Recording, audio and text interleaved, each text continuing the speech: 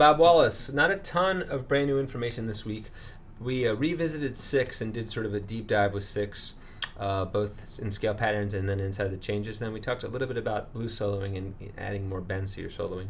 So you're doing a great job now with the up-down scale. Continue to sort of drill that till it becomes effortless, major, minor, and Dorian minor.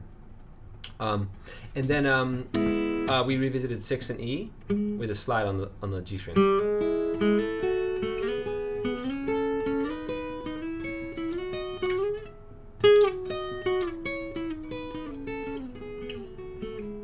Of course, twanging is from filling in the chromatic, the whole steps. You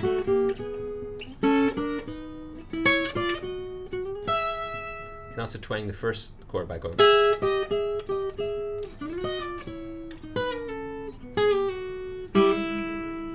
But then I pointed out if you just shift your first finger to the D string, now you're in the key of B. And this string pair is a little warmer sounding.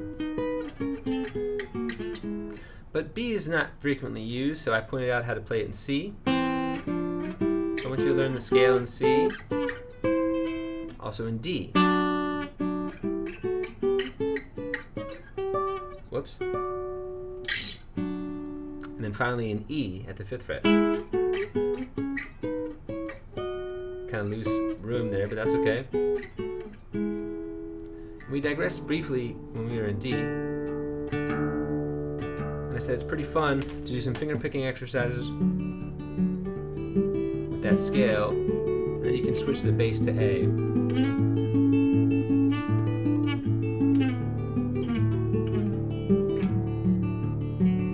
can get the A and the all those bass notes going, or maybe do something like.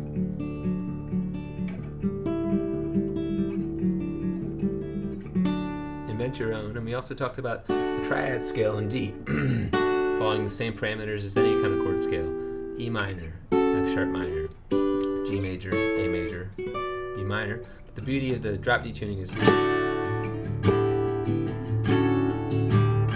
go ahead and just pedal tone those low notes.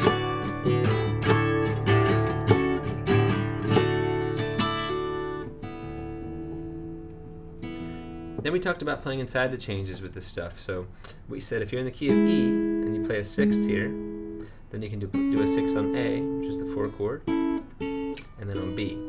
So you can 4 chord, 5,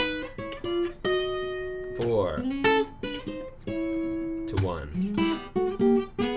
Point out how this works in any key. Same parameter. So if you're in D, here's 1. G is 4, A is 5,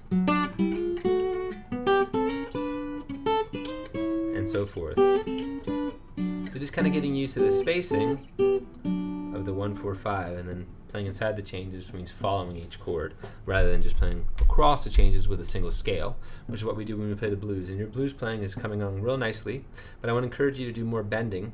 So when you're bending the first string in the E scale, use all 3 fingers for support. And then when you release, make sure you don't release to the F, but to the open E. B string. You can also do a unison where you play the open E with it, which is the equivalent of sliding into that unison, but with a bend. And then when you bend the G string, bend it at the 2nd fret. And you can also unison with that open B. It's really common to bend it up, back, pull off, and land the D string, which is the tonic, that's your E note. So